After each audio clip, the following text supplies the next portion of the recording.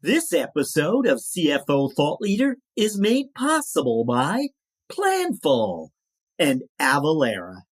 Hi, it's Jamie Mock, CFO of Moderna, and you are listening to the CFO Thought Leader podcast. This is episode 1031. The first step in Oscar's journey was to get to the scale where having this great technology mattered. Now that we're at that scale, I think we're going to be able to continue to extract efficiency from the technology platform. And, I look forward to a day when Oscar spends more on tech than any other part of our infrastructure, because I'll know that we've, basically automated everything that we can. And I think that's going to be the journey for us. Hi, it's Jack. On today's show, we speak with Scott Blackley, CFO of Oscar Health. Back in kindergarten, when Scott Blackley was asked what he wanted to be when he grew up, his answer was surprisingly clear. I want to be an auditor. This early ambition was no coincidence. His father was a partner at KPMG, and young Blackley grew up around the firm's offices, imagining himself one day sitting behind a big desk. True to his dream, Blackley followed his father's footsteps to become a partner at KPMG. However, something was missing, and Blackley unexpectedly found himself at a career crossroads. You'll hear why and much more on today's episode. We'll begin after this. This episode is presented by Avalara. That's the sound of not worrying about sales tax compliance. Because when you automate it with Avalara, you don't have to worry about collecting sales tax or tracking who and what is tax exempt. With Avalara, you don't even have to worry about new tax laws and regulations. Avalara does it for you. If your business sells internationally, Avalara has you covered with cross-border tax compliance solutions. And when it comes time to file tax returns, Avalara automatically takes care of that too, giving you one less thing to worry about. Avalara has managed billions of sales for small, mid-size, and enterprise businesses, and seamlessly works with your current sales, e-commerce, and accounting platforms. Take the worry out of tax compliance with Avalara. Learn more at avalara.com. That's AVALARA.com.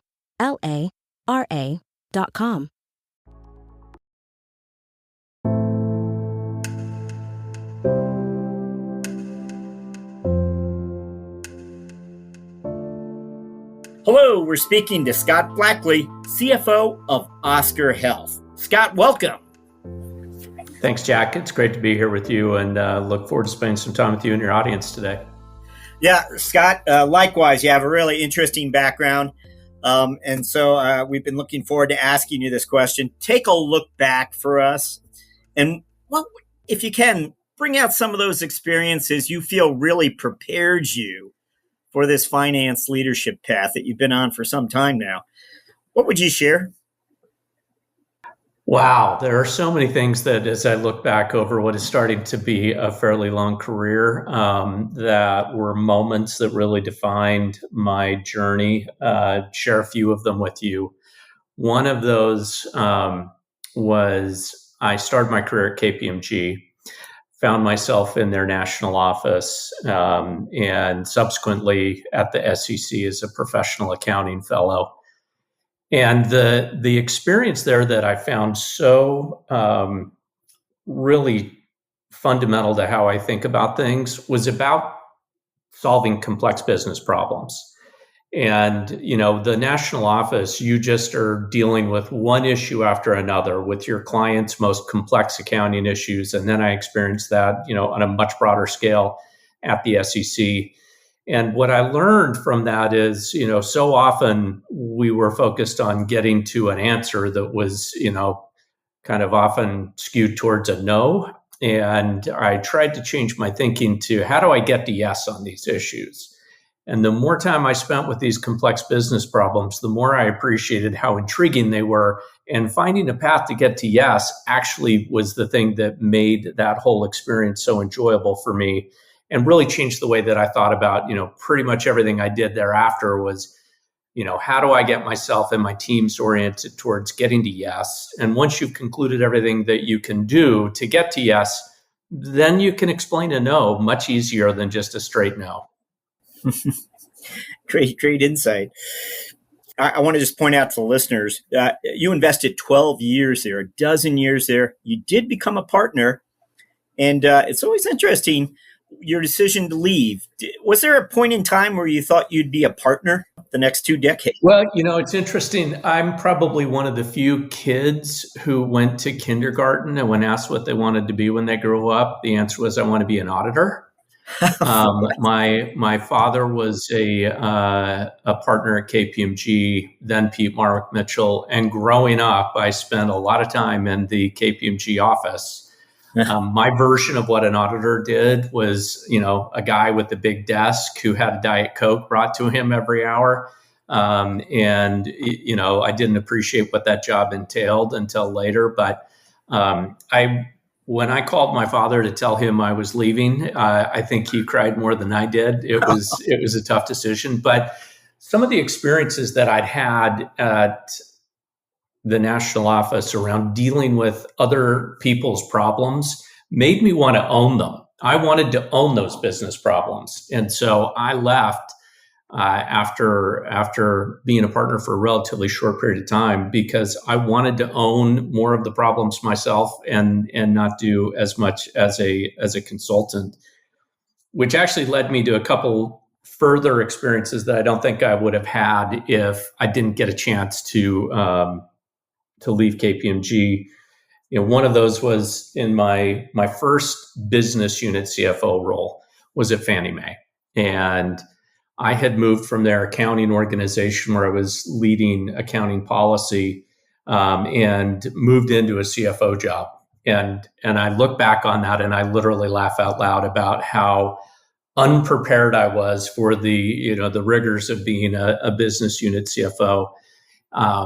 A lot of the things that I learned were about how do you listen and how do you, because I wasn't really I knew the products really well, but I didn't understand the business and how we went to market and how the products really worked. And in trying to build a financial plan, I spent a ton of time with the business people, just asking them questions to try to find my grounding. And through that process, I learned that lo and behold, if you engage with your business partners and you spend more time listening than talking, you get an amazing amount of insights. And that was a really amazing experience that kind of built off of my KPMG experience, took me to Fannie Mae, and ultimately led me to Capital One, which was, probably the before joining Oscar, was my, a 10-year period of time that I spent there, which I'm happy to share some experiences from that particular journey. Well, great. I want to ask you about that because we hear that frequently. I had to learn how to become a better listener. And I always thought, okay, that's because so many, auditors and accounting types are so just let me see the numbers. Let me see the report. And they'll study the report thoroughly, but they're not engaging with the people who really own them or are behind them. Am I close to sort of what you said? I think there's a difference in asking a question to achieve an answer and asking a question to build a fundamental understanding. When you learn something to the degree that you can then go and explain it to another person, that's when you've really, captured your understanding of that issue. And that's really what I learned to do in that business unit CFO role was, number one, to be humble and just admit like, hey, I don't understand this as nearly as well as you do. Can you tell me what's important about this? And it is remarkable when you go to people with openness and humility about, I want to know what you know, you get more information than you probably were expecting. And how you deal with that, what you do with that information is part of how you build trust and your connection to your business partners. When they know that you've listened to them, when you come to them and tell them like, hey, I need this, or I don't see this as working the way it should be, you've got that credibility. And I do think it's a different situation than going to a client and asking them, I need you to tell me about this so that I can write down an answer or I can get to a conclusion. It's part of building your basis of knowledge with your business partners or in your own company. As a KPMG partner, as someone, as you said, the story you shared about your father having roots there, you understood the culture, the sort of the partnership culture. And then to have stepped into industry, is there somewhere along the line that you felt like you suddenly had lost your, orientation, how things are supposed to work in an organization? Is it that different or? Boy, that's such a good question, because the partnership is you have many peers and many colleagues. And as you rise through the ranks of a finance organization, you're usually an N of one, right? There's only one controller. There's only one, business unit CFO. At least in that case, you might have a couple colleagues. And certainly as the CFO, it was an N of one situation. And, I think that the thing that I learned is that I needed some mentors. I needed some professional colleagues that I could reach out to with vulnerable business problems and get advice. I had a terrific experience with the CFO who preceded me at Capital One, a guy named Steve Crawford, was really instrumental in helping me build up my my skill set for being a CFO in the future. And I think that if you don't have those kinds of relationships as you work your way higher up through the finance ranks or really any aspect of the business, it's hard to get, candid advice from people because there's not that many folks who know the circumstances that you're in. It's one of the things that I think is terrific about your podcast and the ability for people in our industry to hear perspectives and points of view and what was challenging. How'd you deal with those issues? The chapter you just mentioned with Capital One, you spent a decade there. 5 of the years you were in the CFO office. And we want to touch on that chapter with you, but I just want to point out you are part of that class of finance leaders that many of whom we've been chatting with in recent months that entered the second decade of their career and would receive quite a few lessons as far as the economy is concerned. And of course, you're still at KPMG for the dot-com implosion, where you sort of had this ringside seat as so many of these dot-coms became distressed and looked for an exit.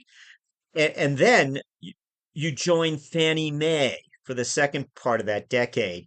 And there too, some really interesting times with the economy and all of what the mortgage world was experiencing back then.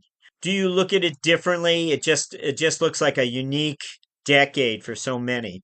Well, certainly it is not for the faint of heart. I do think that the experiences of whether it was at Fannie Mae during the great financial crisis, being at Capital One during the pandemic and, not knowing what was going to happen to the economy and consumer credit, those experiences really taught me about when you were in a leading position, particularly in finance, you have got to be the pillar of calm, right? You have to bring everyone underneath you and around you to a focused place of, let's work the problem. Let's figure out what we can do. And the more you can just kind of shield yourself from the outcomes of what's going on around you and focus on the things that you can control and orient people to, we're going to get through these sets of tasks. We need this kind of information. Let's make these decisions. And that honestly was probably a skill for me that was forged in fire, because I didn't appreciate when I went to Fannie that I was going to be there when they were put into receivership, but that was certainly some great learning the hard way. And, fortunately, the pandemic worked out really well, but there was a big, long period there where we did not know what was going to happen. And being able to, kind of leverage, I have been through these challenging circumstances. I'm not going to get panicked and rattled. It helped grounds people that are working for you that haven't been through those kinds of circumstances. And it gives them a sense of comfort for them to get focused on the job they're doing and not get distracted by the events that are going on around them. Excellent. Thank you for that. Okay, well, we might have a few more career-related questions a little later for you, but right now, let's find out about Oscar Health. Tell us about this company. What chapter you enter, I believe, in 2021, and what is the chapter you are helping open? Yeah, so Oscar Health, I would describe as a very late-stage startup at this point. The company's 12 years old. We IPO'd in 2021. I joined immediately after, like within days of the IPO. And it's a technology company that does health insurance. And so, probably you won't see this again in the recent period, but we spent the money to build an entire tech infrastructure that was necessary for health insurance to operate. So we are one of the few insurance companies, I think the only one, that build a cloud native, end-to-end, full stack technology environment for all components of health insurance.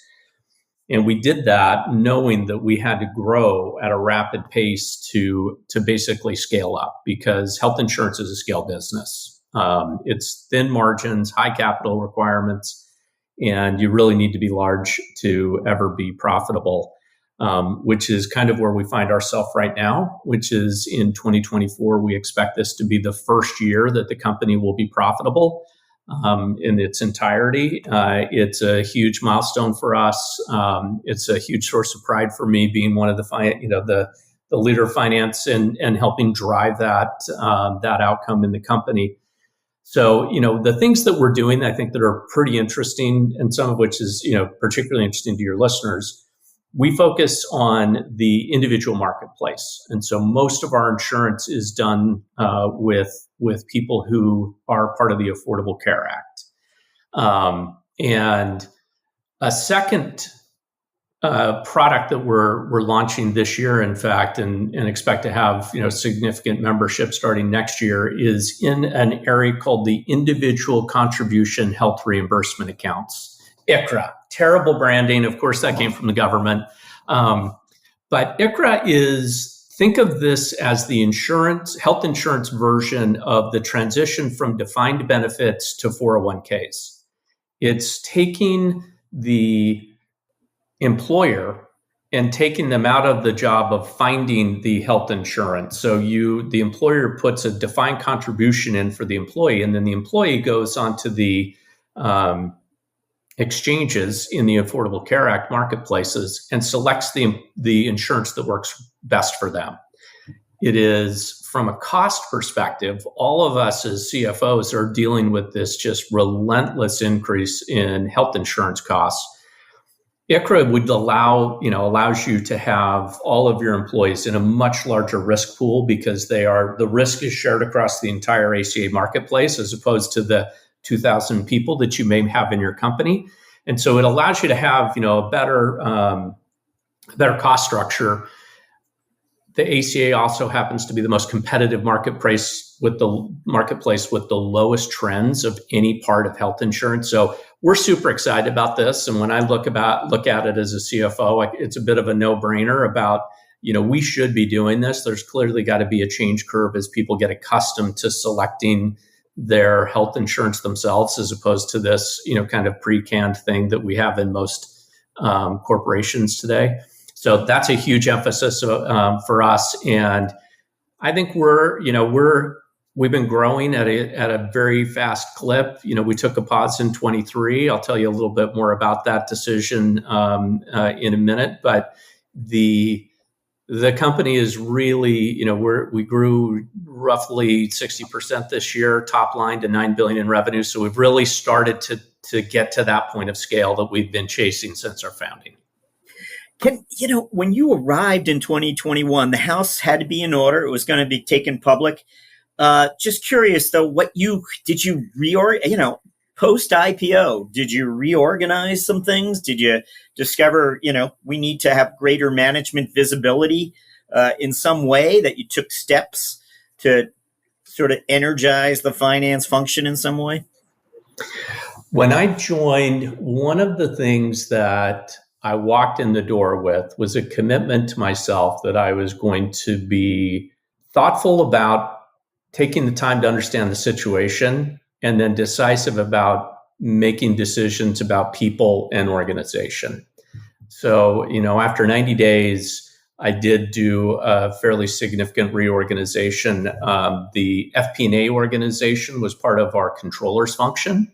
I split those two up, hired a person to run FP&A and started to build the bone structure there. We had a very what you would expect for a recently IPO'd company, just a very rudimentary financial planning process. And we continue to evolve that even through today. We've added a lot more bench strength and a lot more process to that. And, our business leaders now can explain what goes on in the long-term plan, as opposed to that being something that was, in someone's computer in our strategic finance organization. So there was a lot of people changing, process changing, and reorganization that I think was necessary to take us from a private company to a public company that could give guidance, that could, have our board have confidence in our plan, and that we could actually, as a finance team, be creating some insights for our business partners. Those key FP&A hires you mentioned, do they have a similar background to, say, your FP&A colleagues from 10 years ago? I mean, do they look different today when you look at where they've come from or what their skill sets are, or no? It is a really interesting point. And one of the things at Capital One that I really learned in spades was that the wisdom of a crowd with people from different backgrounds and experiences is remarkably helpful to avoid, kind of getting sideswiped by a lack of awareness of a different perspective. On the other side of that is the absolute hairy complexity of healthcare. And so, I've got some general athletes that are in FP&A, but I also have some tenured healthcare experienced FP&A people. And we're trying to take the blend of kind of both sides of that, people who come from investment banking or who come from strategy and consulting, coupled with some people, who have been there, done that, and understand kind of where some of the challenges might be found in healthcare. We've tried to balance out across that spectrum. As you turn this corner, as the company enters its profitable or advances through its first profitable year, how are the numbers that you pay attention to changing? As you look into the future, there are certain metrics, perhaps. Turn back the clock 2 years ago, they didn't matter. Have the numbers changed? What's interesting is the numbers that matter haven't changed, but the level of detail underlying those key metrics, like we've started to click down through them to find what are what's the second derivative that matters, and to understand what are the drivers of the drivers. That's where we're at now, and working through that process of trying to figure out, like, longitudinally in your business, what are the smallest, levers that impact the results. And I think that's where we're at right now as a finance team. One of our objectives is always to create insights that matter. And in that journey, we've been pushing on the biggest expense for an insurance company is medical costs. I have a team of amazing actuaries, the most tenured team, in the ACA marketplace. And I think that those guys have always they've been actually on the leading edge of this, understanding the metrics that matter. And, fortunately, the company has caught up to them. And now we're all trying to push, a little further in, okay, what drives these oncology claims? What drives that path of care? Why is the member doing that activity as opposed to potentially doing this activity? And so it's data intensive, it's modeling intensive, it's potentially AI intensive. And that's kind of the frontier for us, is to, take our knowledge base to second and third degrees.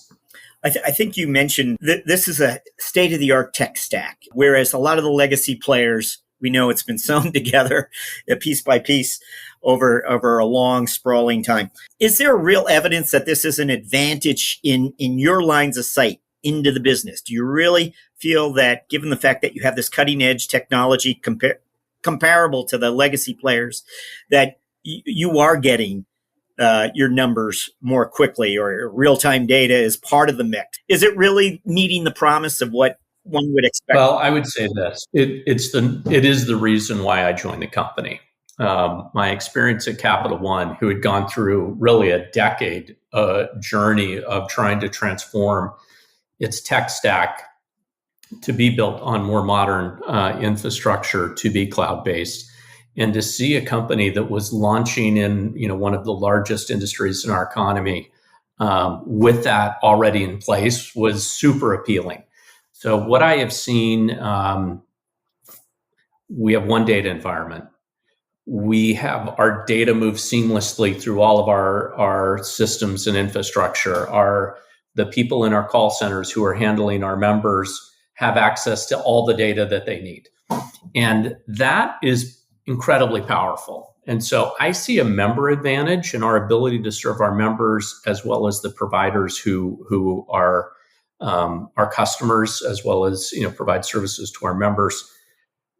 We get data really quickly, and we can provide it and analyze it in ways that I think are really happen in a serial way for other insurance companies. We're able to do things, in a much quicker fashion. It also positions us to take advantage of AI in ways that I don't think others do, because we have all of our systems are built on microservices, so you can change one thing or another thing and plug in an AI component there. And it's allowing us to accelerate the pace for us in changing our technology at a level that I don't think others will be able to do. And so, the first step in Oscar's journey was to get to the scale where having this great technology mattered. Now that we're at that scale, I think we're going to be able to continue to extract efficiency from the technology platform. And, I look forward to a day when Oscar spends more on tech than any other part of our infrastructure, because I'll know that we've, basically automated everything that we can. And I think that's going to be the journey for us. Excellent. I do want to ask you about AI a little bit more, but we'd like to ask this question. I'm wondering if there was a number or a metric that you have helped, or maybe the FP&A team, doesn't have to necessarily be you personally, but you've educated the organization about. For some reason, there was a particular metric or number that was either being misunderstood, and maybe it's one of the derivatives, as you said, drivers. As you drill down on some of these things, you realize there's some influential drivers or derivatives. Or anyway, just a metric or number that during your tenure, you realized we need to talk about this more often, or part of the organization is missing the point. It's a terrific question, and I would say that today, when we look at our P&Ls, we have all of our cost structure broken down by activity and what it costs us on a per member per month basis. And FP&A really brought that to the business and helped them to start thinking about their cost structure in terms of what are variable costs, what are fixed costs. And those are pretty standard concepts, right? But as you're growing as a young company, you kind of just mix the paint. You just had this cost base and you needed some revenues to cover those things. And we've really evolved to where now when we look at our monthly financial statements with our whole leadership team, we go through all of the individual line items on what does it cost us for each member to do this thing, to do that thing, to, call centers, to process claims. So we've got a much, much, much richer amount of information, which, by the way, we can then benchmark against competitors and show our business partners, hey, we're pretty high on this particular cost. Why is that? What do you think? Here's what we think, and share our opinions. I'll jump to AI then. Thank you for that. Do you have any read currently on how your investment in AI technologies are likely to impact future growth? So we are we have something called a continuous hackathon on AI. It's a constant evolving, all of our technologists and other people from around the company who are immersing themselves in AI use cases, bringing those forward. And we are finding amazing opportunities to deploy AI in our ecosystem that are causing me to really think that the boundaries of what can happen with AI are just starting to get scratched. Certainly anything where, in health insurance, there is a lot of information that is verbal. Previously we couldn't really apply AI to that non-structured data. You can now, right? We can do things like summarizing call transcripts. We can do things like if you are a member and you're calling into one of our care centers and you want to hear about your labs, that all that lab information can get synthesized by AI and presented to the call center person who can, then share that with our members.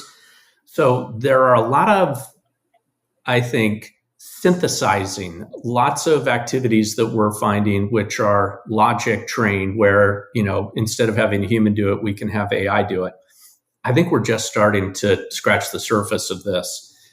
We've established some boundaries for our own company around, there are things about medical judgments, there are things about, privacy of information, making sure that there's not bias in AI that we're pretty thoughtful about and being cautious about. But we are seeing, the opportunity to deploy AI, both on the side of how do we enhance our revenue, how do we make our member experience better, how do we save money on our cost infrastructure, and then how do we improve, our experience on the back end with our providers and helping them, deal with the worst part of healthcare, which is processing claims and sharing information back and forth.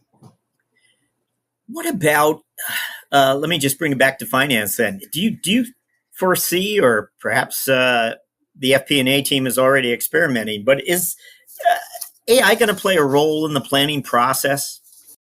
Well, one of the aha moments for me, I will not forget this. I picked up a book in the London airport on my way home from an investor relations, pass through Europe called The Future of Professions.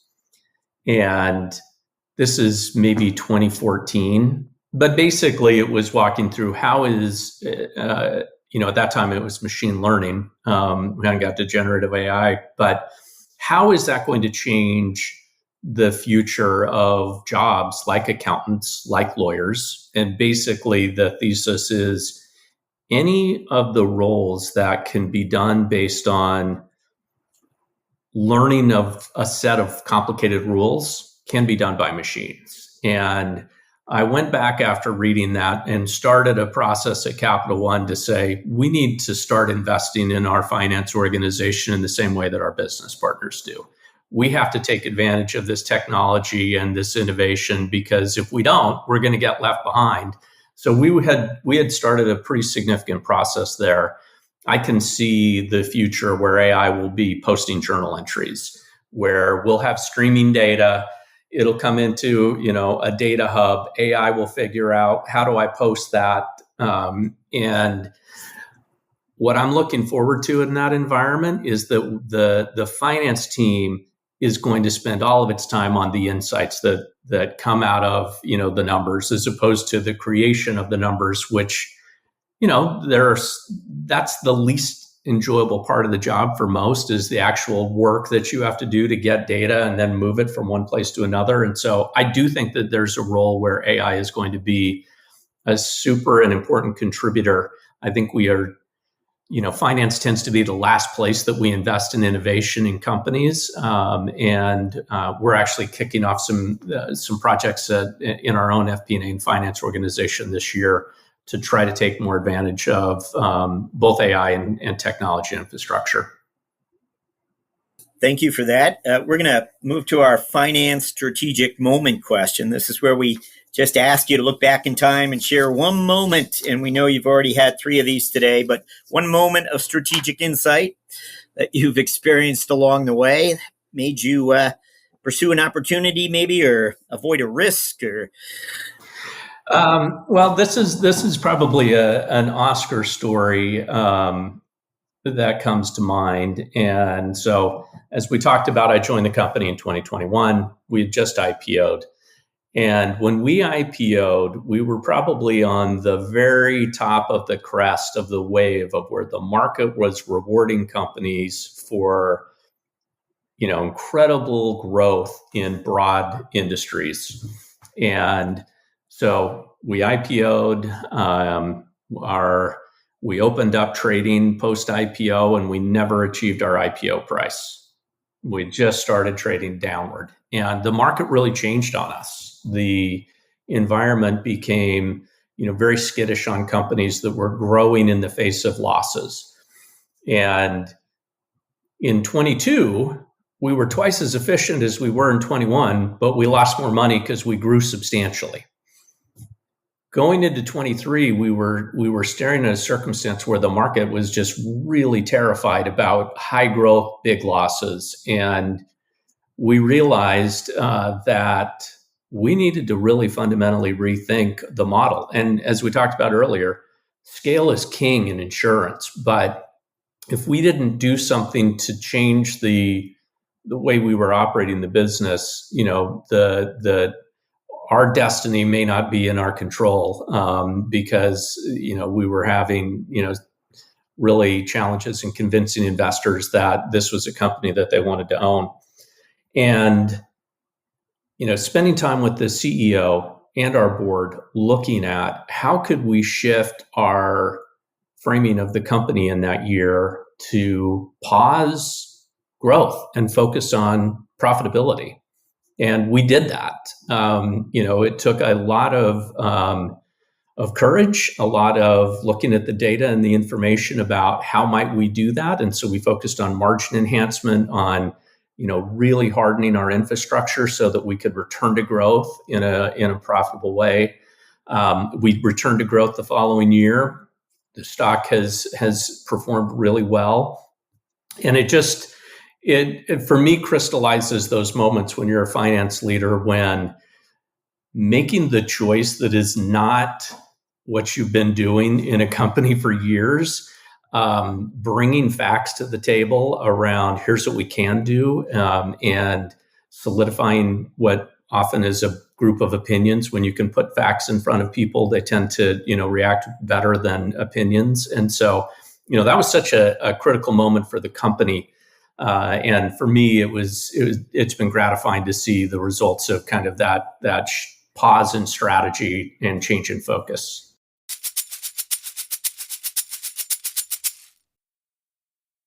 Ready to plan confidently, close faster, and report more accurately? Here's what sets Planful apart. Imagine purpose-built applications for every department, from FP&A to accounting, marketing to HR, all with built-in financial intelligence. It's easy to implement Planful in just weeks and with minimal IT involvement, so you can rapidly and seamlessly engage everyone across the business on your key financial progress. Best of all, Planful grows with you. Its unparalleled scalability ensures that no matter how fast your business expands, Planful can keep up. See why over 1,500 customers worldwide choose Planful as their flexible, user-friendly, end-to-end financial performance management platform. Go to planful.com/CFO Thought Leader to see how you can reach peak financial performance with Planful.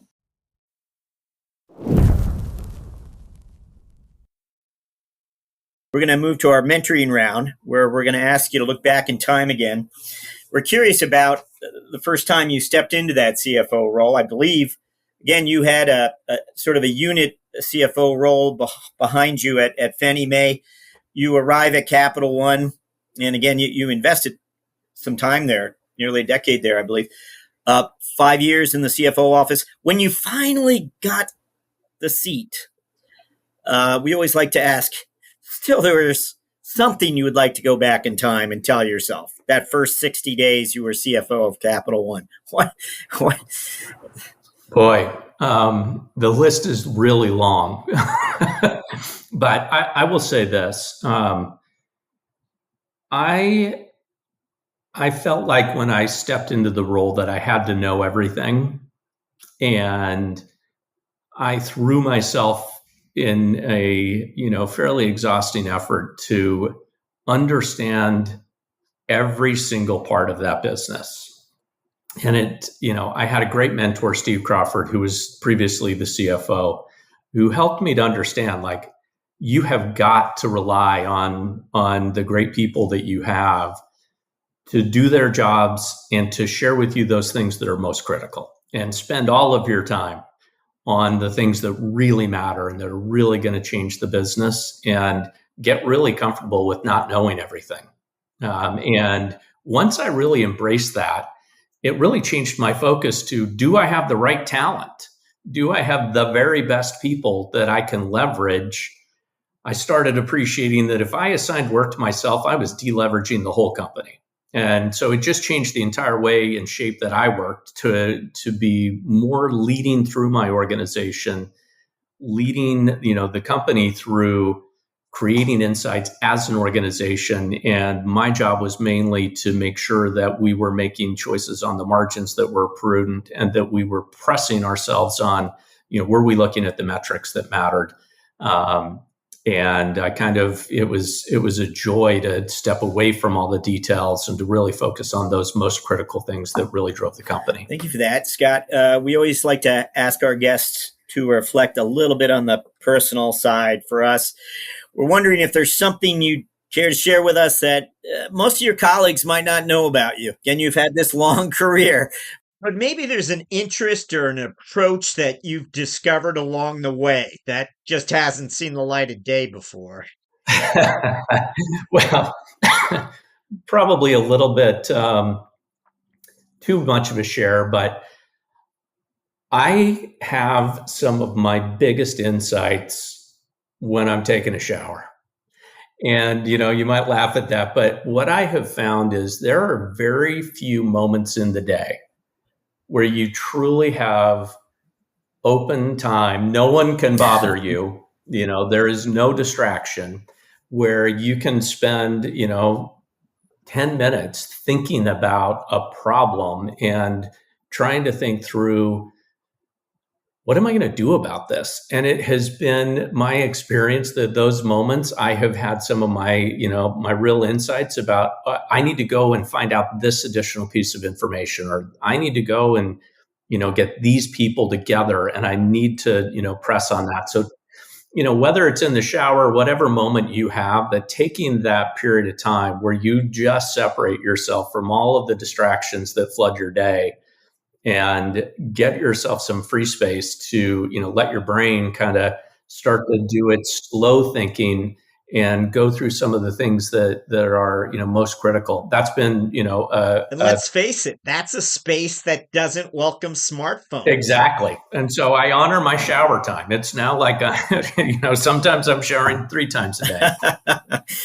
Well, we're always curious if you have a book selection for us, or maybe a resource. It doesn't have to be a book. It might be a podcast or something that has influenced your thinking possibly, or helped you escape. I am a voracious reader. I'm oftentimes finding myself slightly embarrassed to say that I love to read fiction. I need something to switch off my mind from all the problems that I'm facing in business. So I'm an avid Stephen King reader. Yep. I never say no to a Jack Reacher novel. But I do think that all of us need ways to, kind of separate yourself from what you're doing professionally, whether it's reading business books that, that are important to you, or fiction. Yep. Nice. Thank you for that. We are up to our final question, where we're going to ask you to look forward finally. This is an important 12 months coming your way. What would you tell us? What are your priorities as a CFO? Yeah, well, that perfect time of year to talk about that, spending a lot of time on our 25 business plan. And, the primary focus for me, we had a leadership change where we brought in a veteran CEO, Mark Bertolini. And Mark is an iconic figure in business, grew and led the insurance company Aetna to being a $70 billion company. And Mark came in, and Mark has an amazing model for how he has run companies. And, it's a flywheel that basically starts with a long-term financial plan, turning that into action, monitoring that, and meeting to identify the things that you need to do.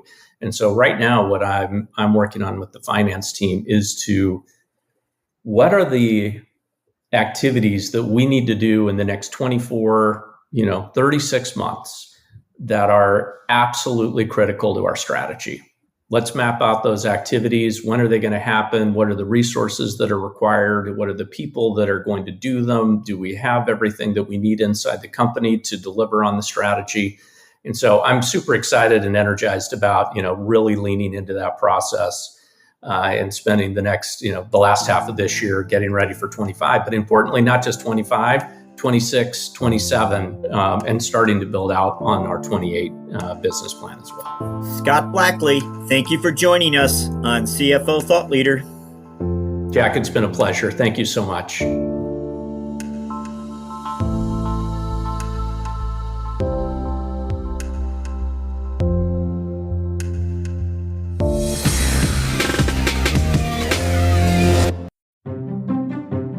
Hello, everyone. Jack here. Hope you've been enjoying our recent episodes of CFO Thought Leader.